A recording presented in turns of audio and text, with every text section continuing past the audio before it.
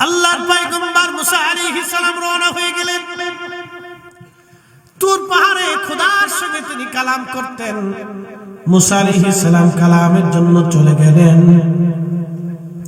যাওয়ার পরে আল্লাহর সঙ্গে কালাম হলো। মুসা আলাইহিস সালাম আল্লাহকে ডাক দিয়ে বলেন, রাব্বি, আপনার একদল মাখলুক হাঁস, পানি ছাড়া ওরা চলতে পারে না, কষ্ট হয়। ইয়া রাব্বি, বহুদিন হলো মিশরের জমিনে বৃষ্টি হয় না। আল্লাহ, বৃষ্টির বড় দরকার, আপনি দয়া করে হাঁসের দিকে তাকায় আমাদেরকে বৃষ্টি দেন। আল্লাহ ডাক দিলেন, মুসা, আমি রাব্বে কারিমের বাজেটে আগামী 1 মাসের জন্য মিশরের জন্য কোনো বৃষ্টি নাই। মুসা আলাইহিস সালাতু সালাম আল্লাহকে ডাক দিয়ে বলতেছে, আল্লাহ বৃষ্টি দেন। আল্লাহ বলেন, আগামী 1 মাসে বাজেট নাই। আল্লাহর নবী মুসা আলাইহিস সালাতু সালাম তিনি চলে আসছেন। হাঁসের দলেরা ডাক দিয়ে বলতেছে, ওহে আল্লাহর নবী, কি সংবাদ নিয়ে আসছেন? মুসা আলাইহিস সালাম ডাক দিলেন, হাঁসেরা, আমার রব আমার আল্লাহ বলে দিয়েছেন আগামী 1 মাসে মিশরের জমিনে কোনো বৃষ্টি বাজেট নাই। তখন হাঁসের দলেরা, সব হাঁসের দলেরা একসঙ্গে এক বাক্যে তারা বলতে লাগলো, আমার সাথে পড়েন, আলহামদুলিল্লাহি রাব্বিল আলামিন। একসাথে পড়েন, আলহামদুলিল্লাহি রাব্বিল আলামিন। সমস্ত প্রশংসা সে আল্লাহর জন্য, যে আল্লাহ, যে মালিক আমার রব আমার আল্লাহ। সমস্ত প্রশংসা সে আল্লাহর জন্য, যিনি সমস্ত জগৎ সমূহের রব, সমস্ত জগৎ সমূহের যিনি লালন পালন করনেওয়ালা। হযরত মুসা নবী যখন বলে দিলেন, হাঁস বৃষ্টি আর আসবে না, আল্লাহ পাক আগামী 1 মাসে বৃষ্টি দিবে না, হাঁসেরা আল্লাহর প্রশংসা করতে লাগলো, আল্লাহর শুকর আদায় করতে লাগলো। মুসা আলাইহিস সালাম বাড়ির দিকে চলে যান। ঠিক এমন সময় আকাশে লক্ষ্য করে দেখলেন, আকাশে মেঘ জমে গেছে, বিজলি চমকাইতেছে। কিছু সময় পরে দেখলেন অজর দ্বারায় আল্লাহ রহমতের বৃষ্টি নামা শুরু হয়ে গেছে। একবার জোরে বলবেন কি আল্লাহু আকবার। অঝর ধরে আল্লাহ বৃষ্টি শুরু করে দিলেন। হযরত মুসা আলাইহিস সালাতু সালাম দেখলেন বৃষ্টি নামতে নামতে নামতে নামতে একেবারে হাঁটু পর্যন্ত পানিতে ডুবে গেল, এত পরিমাণে বৃষ্টি। ওই হাঁসের দল সাঁতরায়া সাঁতরায়া আল্লাহর পয়গম্বরের সামনে দাঁড়ায় বলেন, মুসা গো, আপনি না বললেন আগামী 1 মাসে বৃষ্টি হবে না, কিন্তু আল্লাহ বৃষ্টি দিয়া হাঁটু পর্যন্ত ডুবাই দিল, কারণ কি? মুসা আলাইহিস সালাম কাছে সেইটি, আল্লাহ তো আমার কাছে মিছে কথা কয় না, আল্লাহ তো ঠিক বলছে, বৃষ্টি আসার কথা, 1 মাসে থাকার না কথা, বৃষ্টি দিয়ে দিল আল্লাহ, কারণ কি? আল্লাহর সাথে গল্প শুরু করলেন, রাব্বি, আপনি মাখলুকের সামনে আমার শরম দিয়ে ফেললেন। আপনি বলেন আগামী 1 মাসে কোনো বৃষ্টি হবে না, কিন্তু আপনি আগামী 1 মাসে বৃষ্টি দিলেন। বৃষ্টি 1 মাস আসার আগে আপনি হাঁটু পর্যন্ত বৃষ্টি দিয়ে ভরে দিলেন, কারণ কি? হযরত মুসা আলাইহিস সালাতু সালামকে আল্লাহ ডাক দিলেন, মুসা রে, বৃষ্টি না পাওয়ার সংবাদ পাওয়ার পরে আমার হাঁসেরা কি বলেছিল? মুসা আলাইহিস সালাম বলেন, আলহামদুলিল্লাহি রাব্বিল আলামিন। তারা বলেছিল সমস্ত প্রশংসা সে আল্লাহর, যিনি সমস্ত জগৎ সমূহের রব। আল্লাহ ডাক দিয়ে বলেন, মুসা, বৃষ্টি দেই নাই, বৃষ্টি না পাওয়ার পরেও যারা আমি আল্লাহর শুকর আদায় করলো, আমি আল্লাহর প্রতি কৃতজ্ঞ হয়ে গেল, মুসা রে, আমি কি আর বৃষ্টি না দিয়ে পারি? আমার রহমতের দরিয়ায় জোশ লেগে গেল, সেই জন্য আমি মালিক, আমি আল্লাহ তাদেরকে বৃষ্টি দিয়ে আমার মাখলুকের কলিজা ঠান্ডা বানাই দিয়েছি। জোরে বলবেন কি আল্লাহু আকবার। কোরআন বলতেছে, কাফেররা, মুশরিকরা নবীজির খেদমতে এসে বললেন, ইয়া রাসূলুল্লাহ, আপনি বলে দেন রূহটা আল্লাহ কি দিয়ে বানাইছে? আল্লাহ রাব্বুল আলামিন জবাব দিলেন, হাবিব উম্মতকে জানায় দেন, এই রূহটা আমি আল্লাহ পাকের একটা হুকুম মাত্র। যখন হুকুম হয়েছে তখন মানব দেহে আসছে, আবার যখন হুকুম হবে মানব দেহ থেকে নিয়ে যাওয়া হবে, ঠিক কিনা? হ্যাঁ হ্যাঁ আমরা বসি, যদি নিচে জায়গা থাকে তাহলে নিচে এসে বসার চেষ্টা করি। টুপি টুপি টুপি টুপি বৃষ্টি বাড়তেছে, তা আমাদের তো কিছু করার নাই। কিছু করার আছে? ছাতি ছাড়া আর কি করার আছে? একটা ছাতি না হয় ধরতে পারি। বৃষ্টি বন্ধ করার তো কোনো শক্তি নেই, আছে কি? নাই। সে আল্লাহর কাছে যে বলবো যে আল্লাহ আপনি বৃষ্টিটা সরাই দেন, কিন্তু আল্লাহ আমার এখন কথা শুনবে না। কারণ কি? আমি আল্লাহকে ওইভাবে খুশি করতে পারি না। কথা বলেন ঠিক কিনা? আল্লাহকে ওইভাবে আমি খুশি করতে পারি নাই। যদি আগের ওলি যারা ছিলেন তারা বলতেন ইয়া রাব্বি বৃষ্টির দরকার, তো আল্লাহ বৃষ্টি দিতেন। কারণ কি? তারা ওইভাবে আল্লাহকে খুশি করছিল। নদীকে বলতেন এ নদী আল্লাহর হুকুমে উজানের দিকে চলে যাও, তো নদী উজানের দিকে প্রবাহিত হতো। বলে কারণ কি? তারা ওইভাবে আল্লাহকে খুশি করছিল। আনা সাগরের পানি খাজা বাবা আজমিরি রাহিমাহুল্লাহ তিনি একটা লোটার ভিতরে আনলেন, সারা ভারতের কাফেরদেরকে দেখালেন, এই কাফেররা, এ পুরোহিত ও ব্রাহ্মণ ও সাধু সন্ন্যাসী, তোমরা তো তোমাদের মতের উপরে বিশ্বাসের উপরে জীবনে বহু জাদুটনা মন্ত্রতন্ত্র সাধনা করলাম, কিন্তু দেখো আমি একজন মুসলিম দরবেশ, আমি সারা আনার পানি একটা লুটার ভিতরে এনে দেখাই দিলাম যে আল্লাহ পাকের মহাশক্তি কত বড় হতে পারে, যে আমি যদি একটা আনা সাগরের পানি একটা ঘটির মতো আনতে পারি, তাহলে আমার সেই রাব, আমার সেই মালিক কত বড় হতে পারে। আর আমি তার বিশ্বাসের কারণে আজকে তোমাদেরকে এই অবাস্তবকে বাস্তব করে দেখাইলাম। এটাকে বলা হয় কারামাত। এটা জোরে বলা যাবে না? মারহাবা। এটাকে কি বলে? আরবিতে বলে কারামাত। কারামাত বলে, কারামাত মানে অলৌকিক ঘটনা, যেটা আপনি সাধারণত কোন বিশ্ববিদ্যালয় বিজ্ঞানে আপনি এটা পাবেন না। আর নবী আলাইহিস সালামের জন্য মুজিজা, আর আল্লাহ পাকের যেটা এটা হলো কুদরত। এটা আল্লাহর মহাপরিসীম ক্ষমতা। আল্লাহ নবী এবং ওলিদেরকে এই দুইটা সম্মান আল্লাহ দান করেন। এই জন্য বাহিরে যারা আছে আমরা বসি, আমি এই ধরনের ব্যক্তি না যে আল্লাহকে বলবো আল্লাহ আপনি বৃষ্টি সরাই দেন, তা আল্লাহ সরাবে না, কারণ আমি ওরকম পছন্দের ব্যক্তি হতে পারি না। তা আপনাদের ভিতরে কেউ যদি থাকেন তো বলে দেখা যাক, যদি আল্লাহ সরাই দেয় তো দিতে পারে, যদি পছন্দ হয়ে থাকে। তা আপনাদের ভিতরে পছন্দের কেউ যদি থাকে তাহলে বলেন যে আল্লাহ বৃষ্টি সরাই দেন, যদি আল্লাহ দেয় তো দিল, তাতে আমাদের জন্য একটু সুযোগ হয়ে গেল, ঠিক কিনা? আর যদি নাও দেয় তাহলে বৃষ্টি থেকে আমরা কি পালায় চলে যাবো? আসেননি ইনশাআল্লাহ। তাহলে দোয়া পর্যন্ত থাকি। আমাদের মা চলে গেছে কবরে, বাবা চলে গেছে কবরে, তাদের জন্য তো একটু দোয়ার দরকার আছে। বাবা তারা তো হক পায় আমাদের কাছে, তাই না? এই বৃষ্টির ভিতরে তো মা আপনাকে আমাকে রান্না করে খাওয়াইছিল। এই বৃষ্টিতে একদিন হয়তো ঘরের ভিতরে পানি পড়তো, মা নিজের পানির ভিতরে থেকে আমাকে শুকনায় রাখছিল, তাই না? আজকে মার কবরে বৃষ্টি পড়তেছে, আমাদের দেওয়ার মতো কি আছে?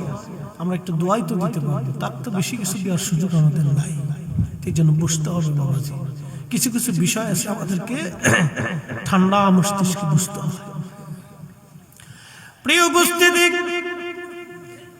রব্বুল আলামিন এই রূহ নামক ইঞ্জিনটা আমার আল্লাহ মায়ের পেটের ভিতরে আমাদেরকে দিলেন 6 মাস না 4 মাস সময়ে। আল্লাহ বলেন ওয়া জাআলা সুম্মা জাআলা নাসলাহু মিন সুলালাতিন মিন মাইন মাহিন। আমি মানুষের বংশ বিস্তার করেছি। মানুষ যে বংশ বিস্তার হয়, ছেলে হয়, মেয়ে হয়, নাতি হয়, হয় না? হয়। আপনার ছেলে হলো, ছোট্ট ছেলেটা ধীরে ধীরে বড় হলো, তার বিয়ে দিলেন, একটা নাতি হলো, ধীরে ধীরে সেও বড় হলো, আবার নাতি বিয়ে দিলেন, নাতির ঘরে আপনার পুতি হলো।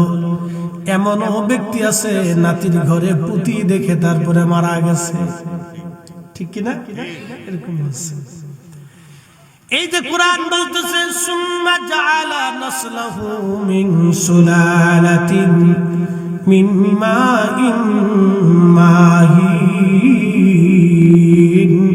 আমি মানব জাতির বংশ বিস্তার করলাম এক বিন্দু পানি থেকে, যেই পানিটা বাবার পৃষ্ঠদেশ থেকে, মায়ের বক্ষদেশ থেকে প্রবাহিত হয়ে নিরাপদাধারী রেহেমে আল্লাহ আমার পেটের মধ্যে রেখে দিয়ে প্রথম 40 দিন আল্লাহ রিফাইন করলেন। 40 দিন রিফাইন করার পরে ওই পানির অংশটাকে আল্লাহ রক্তের অংশ বানাইলেন। আরো 40 দিন রিফাইন করার পরে ওই রক্তের অংশটাকে আল্লাহ গোশতের টুকরা বানাইলেন। ওই গোশতের টুকরাতে আরো 40 দিন রিফাইন করার পরে হাত, চোখ, কান, নাক, হাত, পা, কলিজা, ফেফসা, নারী বুড়ি অঙ্গ প্রত্যঙ্গ আল্লাহ বানাইলেন। 120 দিনের মাথায় আমার আল্লাহ রুহু নামক ইঞ্জিনটা জিবরাইলের মাধ্যমে রুহের জগৎ থেকে মায়ের রেহেমের ভিতরে আল্লাহ ঢুকাইয়া দিলেন, ফুকাইয়া দিলেন। একবার জোরে বলবেন কি আল্লাহু আকবার। আমাদের কোনো শক্তি আছে? আমরা কিছু ছিলাম এক সময়? কিচ্ছু ছিলাম। দুনিয়ার একটু সাধারণ ক্ষমতা পাওয়ার পর আমরা মনে করছি বিরাট কিছু হয়ে গেছি। বড় আফসোস।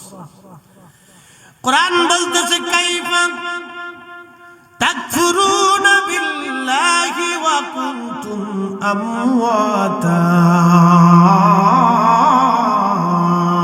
আল্লাহু আকবার।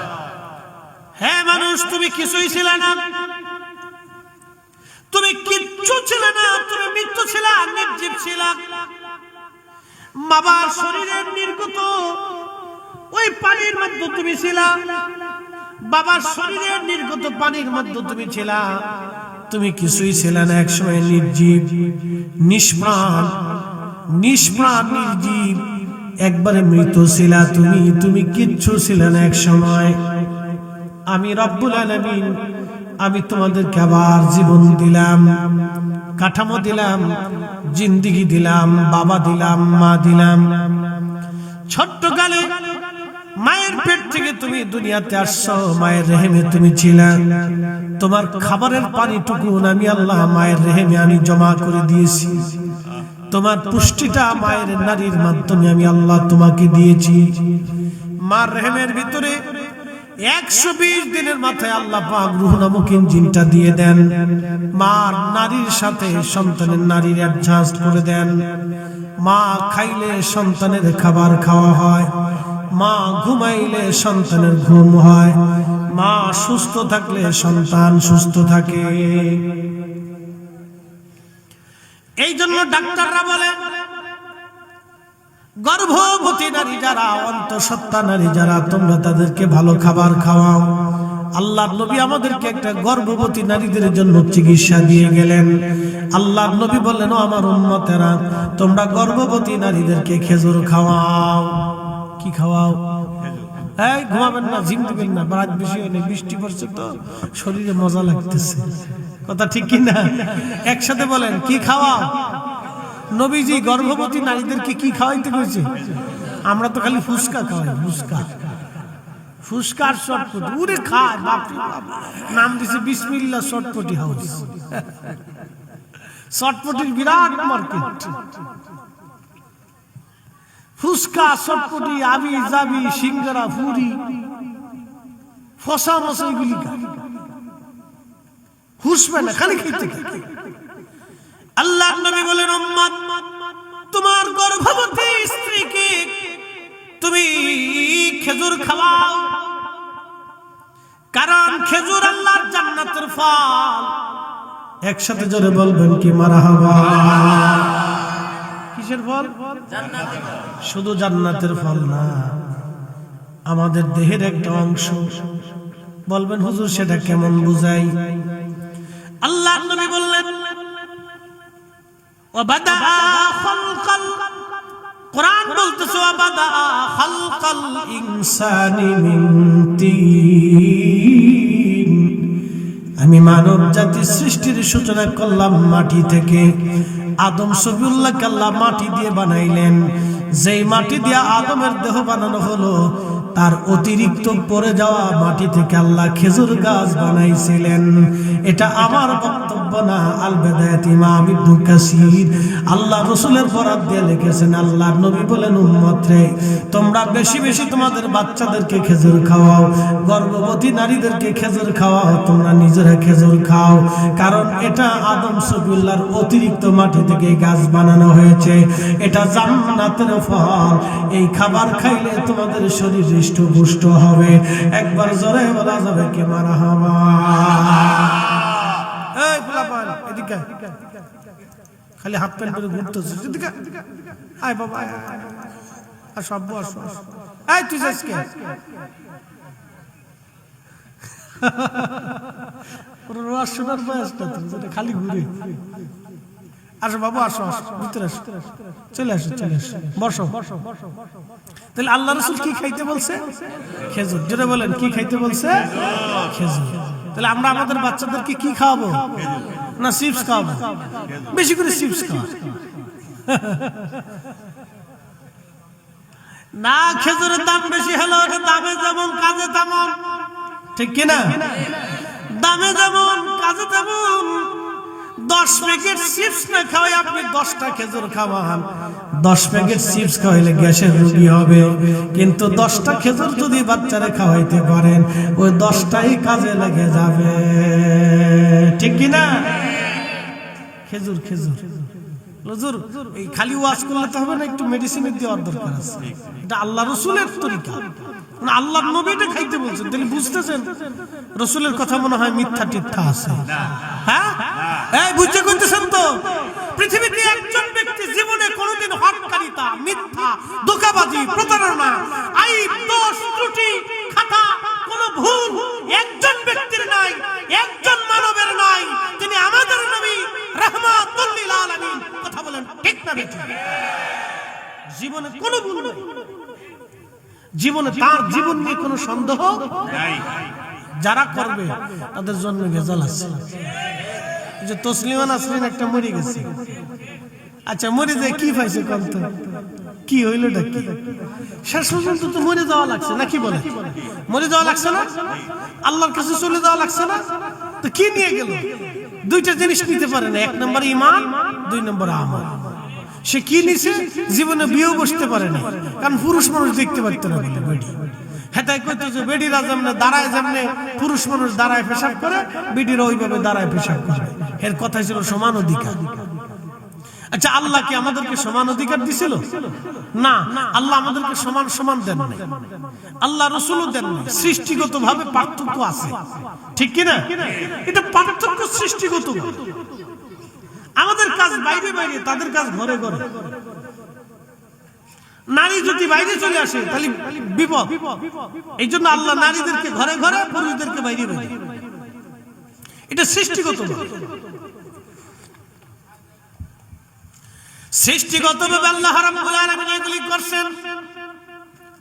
তাসলিমা নাসরিন মরে গেল, নামটা ছিল তার মুসলমানের নাম, জন্ম হয়েছিল মুসলমানের ঘরে, মা ছিল একজন নামাজি। কিন্তু ভাগ্যক্রমে একটা কন্যা সন্তান আসলো, সে হয়ে গেল নাস্তিক। মরণের সময় সে কিছুই রাখতে পারল না, ইজ্জত না, দুনিয়াও না, আখিরাত পেল না, কোথাও কিছুই সে পেল না। চলে গেল আজ আল্লাহর কাছে। কিন্তু আল্লাহর কাছে তো আমাদের সবাই চলে যাব, আমরা কেউ থাকতে পারবো না। কারণ আল্লাহ মাটি দিয়ে আমাদেরকে বানাইলেন, আবার মাটির নিচে আল্লাহ আমাদেরকে নিয়ে চলে যাবেন। আমরা আর রূহগুলি আল্লাহর আদালতে, আল্লাহর দরবারে নিয়ে যাবেন। কারণ মাটির দেহ আর কিয়ামতের ময়দান রূহ আল্লাহর দরবারের সামনে দাঁড়ায়া আল্লাহ রূহের হিসাব কিতাব টানতে থাকবে। তুমি কি করছো না করছো, আল্লাহ হিসাব টানবে। সিংড়ার মুসলমান, নাটোরের মুসলমান, খুব মনোযোগ দিয়ে কথাগুলি শুনবে না, কথাগুলি শুনে যাবে না। মানব দেহ আল্লাহ বানাইলেন, এই মানব দেহের ভিতরে আল্লাহ একটা ইঞ্জিন দিলেন, রূহ। মায়ের পেটের মধ্যে আল্লাহ পাক বড় করতে লাগলেন। এই মায়ের রহমের ভিতরে পানি যিনি দিলেন তিনি আল্লাহ, খাবার যিনি দিলেন তিনি আল্লাহ। এই জন্য ডাক্তাররা বলল গর্ভবতী নারীদেরকে ভালো ভালো খাবার খাওয়াইতে হয়, দুধ খাওয়াইতে হয়, ডিম খাওয়াইতে হয়, ভালো ভালো খাদ্য দিতে হয়। কারণ মা যদি পুষ্টিকর খাবার খায়, ছেলে মেয়ে বাচ্চা পেটের মধ্যে পুষ্টি হয়, ওটা মেধাবী হয়, ওটা পুষ্টি সম্মত বাচ্চা দুনিয়াতে আসে। এই জন্য গাইনি ডাক্তাররা বলে পুষ্টিকর খাবার নারীদেরকে খাওয়ান, গর্ভবতী নারীদেরকে পুষ্টিকর খাবার খাওয়ান। এখন আমার প্রশ্ন একটা রেখে যাব এখানে আজ, যদি নারীদেরকে, গর্ভবতী নারীদেরকে পুষ্টিকর খাবার খাওয়ানোর জন্য ওই বাচ্চার যদি পুষ্টি হয় তাহলে গর্ভবতী নারীরা বাচ্চা পেটে নিয়া টানা পানা রং বাহানা আর নাটক সিরিয়াল গান বাজনা দেখলে ওই বাচ্চাটাও টানা পানা গান বাজনা হয়ে যায়। কথা মনে হয় বুঝেন নাই, আবার বুঝাই, সবাই বুঝে নেই, আবার বুঝাই। মায়ের পেটে বাচ্চা, গাইনি ডাক্তাররা বলতেছে ভালো পুষ্টিকর খাবার খাওয়ান, এই আয়রন যুক্ত খাবার খাওয়ান, ভিটামিন যুক্ত খাবার খাওয়ান, শাকসবজি বেশি খাওয়ান, দুধ খাওয়ান, ডিম খাওয়ান, মাছ খাওয়ান, ফল ফ্রুট খাওয়ান, বেশি বেশি ভালো ভালো খাবার খাওয়ান, কারণ মার পুষ্টি হলে বাচ্চা পুষ্টি হয়। কথা তো সত্য, ডাক্তারের থিম অনুযায়ী, চিকিৎসা শাস্ত্র অনুযায়ী ঠিক। মা বাচ্চাকে পেটে নিয়ে নামাজ পড়লে ওই বাচ্চাটা নামাজের প্রতি রুজু হয়। মা বাচ্চা পেটে নিয়ে জিকির করলে বাচ্চাটা ওই জিকির করলে বলা হয়। মা বাচ্চা নিয়ে কোরআন পড়লে ওই বাচ্চাটা কোরআনের প্রতি মহব্বত বেড়ে যায়। মা বাচ্চা পেটে নিয়ে দুরূদ শরীফ পড়লে ওই বাচ্চা রাসূলের প্রতি মহব্বত বেড়ে যায়। কথা কোন ঠিক কিনা? এটা সূত্র বলে, আমি বলতেছি সূত্র বলতেছি। এগুলো আমাদের শিখতে হবে, আমাদের নারীদেরকে শিখাইতে হবে। এটা প্র্যাকটিক্যাল থিং, একবারে প্র্যাকটিক্যাল আপনাদেরকে বুঝাচ্ছি। মার রেহেমের ভিতরে আল্লাহ রাব্বুল আলামিন এই বাচ্চাটাকে ধীরে ধীরে ধীরে ধীরে বড় করেন। আহা, দেখবেন কত মা রাত্রিবেলা ঘুমাইতে পারে না, অনেক বড় যন্ত্রণা হয়, ব্যথা বেদনা করে, তারপরেও এই মা বাচ্চার জন্য, সন্তানের জন্য ধৈর্য ধরতে থাকে। একদিন না, 2 দিন না, সর্বনিম্ন 6 মাস, সর্বোচ্চ 10 মাস 10 দিন মায়ের রেহেমে আমার আল্লাহ মাকে কষ্ট দিতে থাকে এই বাচ্চাটাকে দুনিয়ায় আনার জন্য। সেটা পশু পাখি থেকে শুরু করে সর্বমহলে মানব দানব থেকে শুরু করে সবাই যারা বাচ্চা পেটে নেয় তাদেরই কষ্ট হয়, বিরাট বড় ব্যথা যন্ত্রণা সহ্য করে তারা এই বাচ্চাটাকে বড় করতে থাকে। এই জন্য কুরআন আল্লাহ বলেন, আনিশকুরলি ওয়ালি ওয়ালিদাইক, তোমরা আমি আল্লাহর শুকর আদায় করো, আমার পরে আমার তোমার বাবা মার প্রতি তোমরা কৃতজ্ঞ হও। পুটুর পুটুর বৃষ্টি বাড়তেছে, কি করার আছে বলেন? আলহামদুলিল্লাহ। না না, জোরে আরো জোরে শুকর আল্লাহ, শুকর আদায় করলে নিয়ামত বাড়ে না কমে? ওয়াজ এই পর্যন্ত রাখলাম, মার পেটে বাচ্চা, পরে আসতেছি অনেক তো ওয়াজ শোনাই দিয়েছে। মুসা আলাইহিস সালাতু ওয়াস সালাম তুর পাহাড়ে যাইতেছে, একদল হাঁস মুসা নবীর সামনে দাঁড়ায় বলতেছে, হুজুর আপনি তো আল্লাহর সাথে কালাম করতে যান, তো আপনি জানেন আমরা তো পানি ছাড়া বাঁচি না, পানির খুব দরকার, বহুদিন আল্লাহ বৃষ্টি বাদল দেয় না, আপনি যে আল্লাহর কাছে বলেন আল্লাহ যাতে বৃষ্টি দেয়। কারা কইছে? হাঁস। জোরে বলেন কারা? হাঁস কি আমরা বানাইছি? ডিমটা বুঝে আমরাই বানাই। হ্যাঁ, এই যে মাঝে মধ্যে ডিমের দাম বাড়ে, কারণটা কি?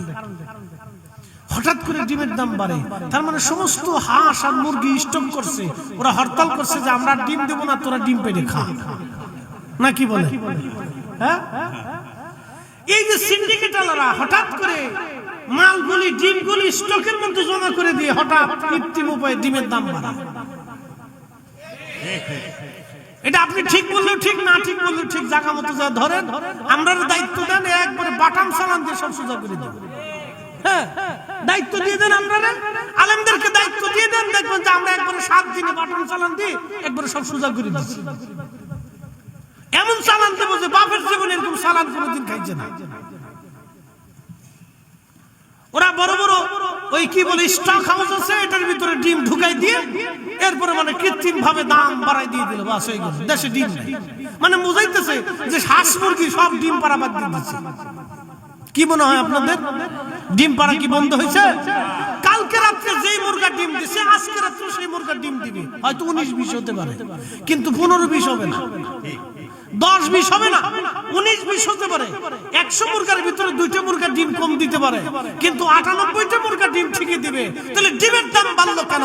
এই সমস্ত সিন্ডিকেট আলারা এরকম সিন্ডিকেট করে করে আমার দেশের গরিব মানুষ থেকে কোটি কোটি টাকা তারা হাতায় নিয়ে যায়। এগুলি হলো বাংলাদেশের সবচেয়ে বড় শয়তান। এগুলি সব হাতাজিম, এগুলির পিটাইয়া বাংলাদেশ থেকে বের করার দরকার। কথা বলেন ঠিক কিনা? সব শয়তান আগেও ছিল, এখনো আছে, আগামীতেও থাকবে। এগুলোর বাটাম চালান দিলে সব সুযোগ। এরা বাজারে কৃত্রিম সংকট তৈরি করে আমাদের কোটি কোটি মানুষকে এরা কষ্ট দেয়। প্রিয় উপস্থিতি,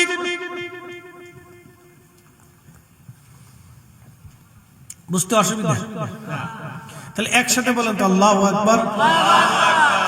বাজারে যারা ডিম পাড়তেছেন তারা চলে আসেন, ডিম নিয়ে আসেন। শুনুন, যারা ঘুরতেছেন তারা দুনিয়ারটা পাচ্ছেন না, আখিরাতেরটা পাচ্ছেন। বাবা যে আমরা এখানে বসে কিছু সময় বসলে আমাদের লাভ আছে, ঠিক কিনা?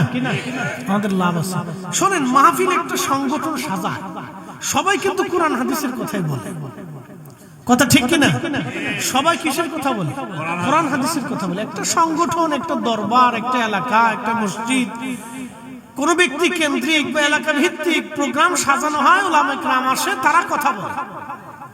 প্রোগ্রামে কিন্তু হাজী আব্দুল সামাদ ওয়াজ করতেছেন, ওয়াজ কিন্তু ফরিদি সাহেবই করতেছে। আর ফরিদি সাহেব জানে যে কোরআন হাদিস থেকে ওয়াজ করতে হবে, কোরআন হাদিসের বাইরে যাওয়ার কারো সুযোগ আমাদের নাই। কথা ঠিক কিনা? আচ্ছা বলেন, মসজিদে বসে কি গান গাওয়া যায়? বিড়ি বুড়ি খাওয়া যায়? দু একটা টান টুন দিয়ে বিসমিল্লাহ আউযুবিল্লাহ খাওয়া যায়? সুযোগ আছে না? তাহলে মসজিদে কি কাজ হয়? আল্লাহর জিকির হয়, নামাজ হয়, রোজা হয়, শরীয়তসম্মত। ঠিক মাহফিলেও এরকমই মনে হয় আমরা আয়েশা বিসমিল্লাহকে বিড়ি দুটো টান দেখলাম যে আসেন আপনারাও খান আমরাও খাই, নাকি বলেন? সুযোগ আছে? এরকম কোন সিস্টেম আছে না? কোন সিস্টেম নেই। এখানেও কোরআন হাদিসের বাহিরে কিছু বলার সুযোগ কারোই নাই। সে যেই মতের হোক, যেই দলের আলেম হোক, সবারই একই বক্তব্য থাকবে, কোরআন এবং সুন্নাহ, এর বাহিরে যাওয়ার আর কোন রাস্তা নাই। এক বাক্যে শেষ। তো খুব মনোযোগ দিন।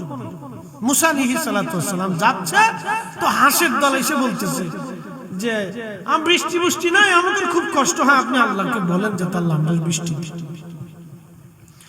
আল্লাহর পয়গম্বর মুসা আলাইহিস সালাম রওনা হয়ে গেলেন তুর পাহাড়ে। খোদার সঙ্গে তিনি কালাম করতেন।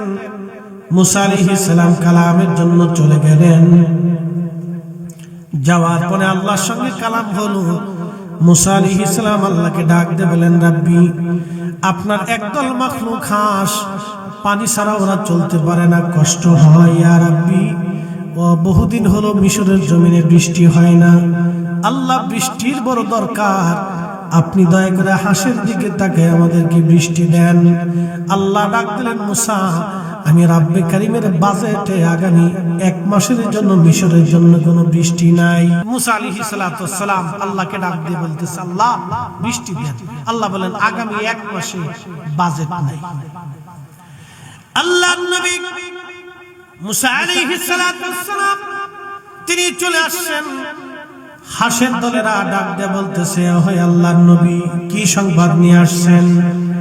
মুসা আলাইহিস সালাম ডাক দিলেন, হাঁসেরা, আমার রব আমার আল্লাহ বলে দিয়েছেন আগামী 1 মাসে মিশরের জমিনে কোনো বৃষ্টি বাজেট নাই। তখন হাঁসের দলেরা, সব হাঁসের দলেরা একসঙ্গে এক বাক্যে তারা বলতে লাগলো, আমার সাথে পড়েন, আলহামদুলিল্লাহি রাব্বিল আলামিন। একসাথে পড়েন, আলহামদুলিল্লাহি রাব্বিল আলামিন। সমস্ত প্রশংসা সে আল্লাহর জন্য, যে আল্লাহ, যে মালিক আমার রব আমার আল্লাহ। সমস্ত প্রশংসা সে আল্লাহর জন্য, যিনি সমস্ত জগৎ সমূহের রব, সমস্ত জগৎ সমূহের যিনি লালন পালন করনেওয়ালা। হযরত মুসা নবী যখন বলে দিলেন হাঁস বৃষ্টি আর আসবে না, আল্লাহ আল্লাহ পাক আগামী 1 মাসে বৃষ্টি দিবে না। হাঁসেরা আল্লাহর প্রশংসা করতে লাগলো, আল্লাহর শুকর আদায় করতে লাগলো। মুসা আলাইহিস সালাম বাড়ির দিকে চলে যান। ঠিক এমন সময় আকাশে লক্ষ্য করে দেখলেন আকাশে মেঘ জমে গেছে, বিজলি চমকাইতেছে। কিছু সময় পরে দেখলেন নজর দ্বারায় আল্লাহর রহমতের বৃষ্টি নামা শুরু হয়ে গেছে। একবার জোরে বলবেন কি আল্লাহু আকবার। অঝর ধরে আল্লাহ বৃষ্টি শুরু করে দিলেন।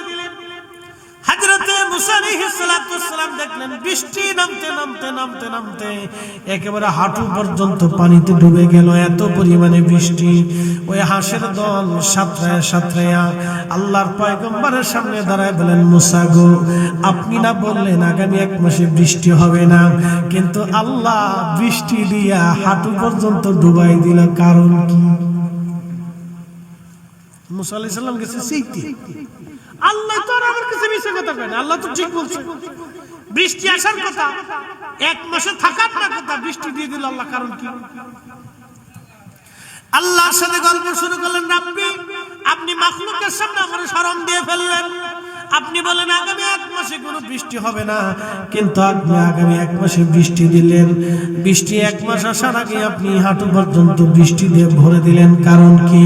হযরত মুসা আলাইহিস সালাতু ওয়াস সালামকে আল্লাহ ডাক দিলেন, মুসা রে, বৃষ্টি না পাওয়ার সংবাদ পাওয়ার পরে আমার হাঁসেরা কি বলেছিল? মুসা আলাইহিস সালাম বলেন, আলহামদুলিল্লাহি রাব্বিল আলামিন। তারা বলেছিল সমস্ত প্রশংসা সে আল্লাহর, যিনি সমস্ত জগৎ সমূহের রব। আল্লাহ ডাক দিয়ে বলেন, মুসা বৃষ্টি দেই নাই, বৃষ্টি না পাওয়ার পরেও যারা আমি আল্লাহর শুকর আদায় করলো, আমি আল্লাহর প্রতি কৃতজ্ঞ হয়ে গেল, মুসা রে, আমি কি আর বৃষ্টি না দিয়ে পারি?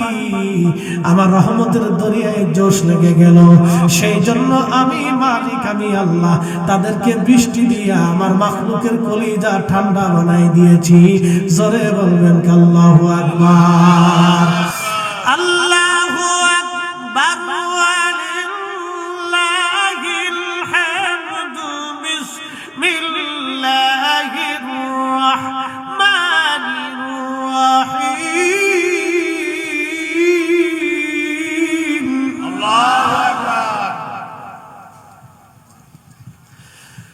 فاذكروني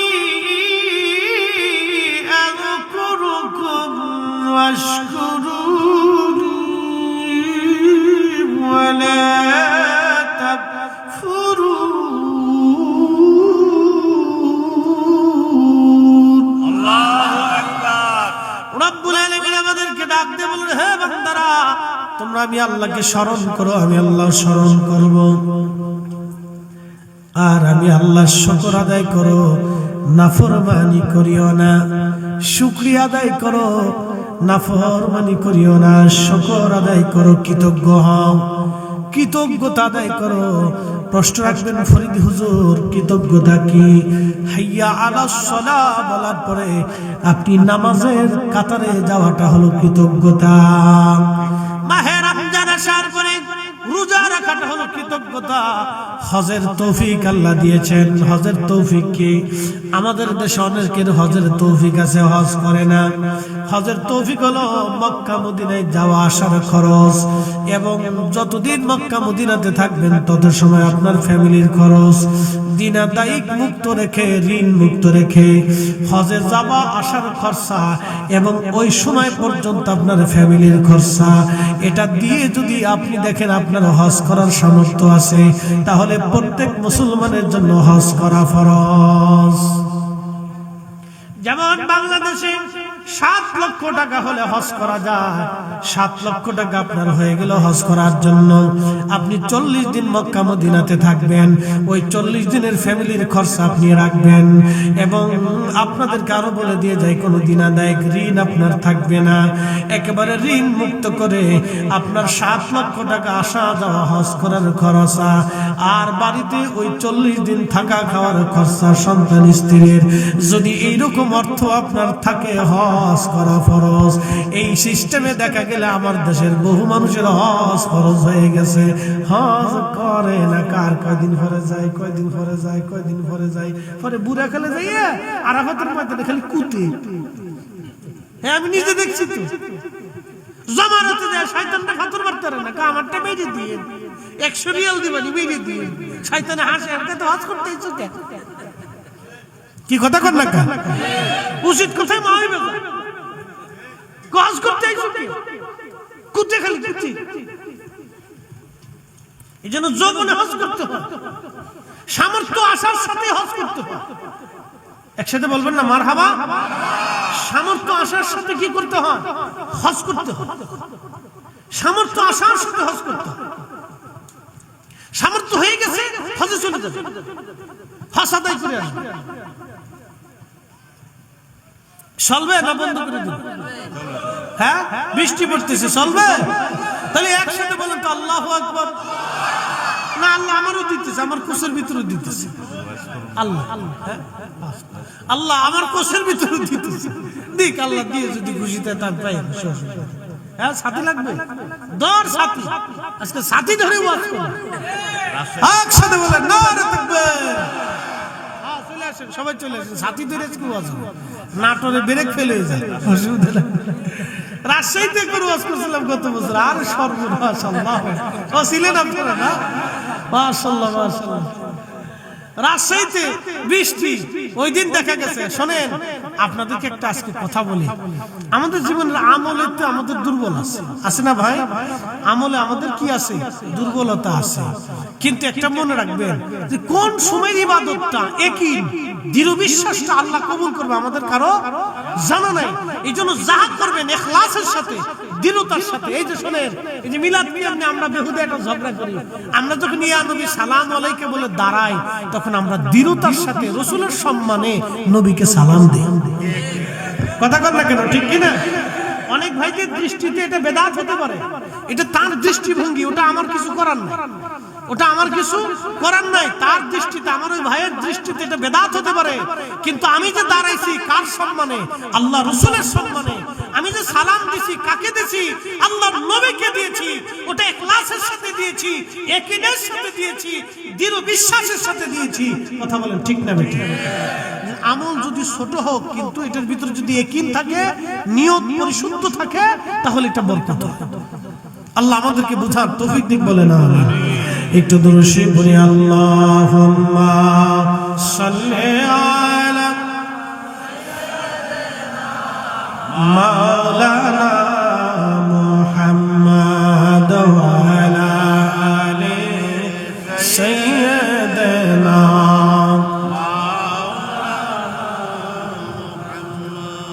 তুমি আল্লাহর প্যারা হাবিব,